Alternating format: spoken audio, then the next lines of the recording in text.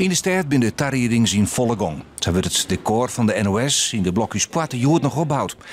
Daar zal onder andere minister-president Rutte de 5 mei-lezing van filosoof Stine Jensen bijwonen. En dus komt net samen binnen. Daar kun je alleen nog maar in als je een uitnodiging hebben en dat wordt wel streng controleerd. Dus het is net zo dat mensen daar maar even naar kunnen om dan de minister-president te zien. Zo werkt het net. Alle gasten die er binnen op uitnodiging en de mensen van uw organisatie die er komen, staan ook al hier op een lijst en die binnen ook al hier screens. Zo moet dat. Mark Rutte zeilde daarna in een oude lege jeep met Canadese veteraan naar het festivalterrein op het Oudehuis Tjerkhof.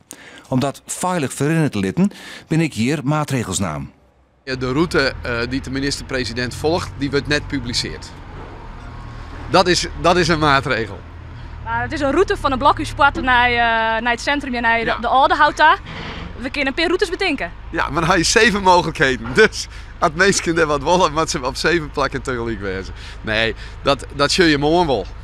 De officiële start van het bevrijdingsfestival is morgen om 11:12. Als minister-president Rutte het bevrijdingsvuur ontstekt op het Oudehuis de Tjerkhof. Ik daar wordt nog het werken om alles op te bouwen.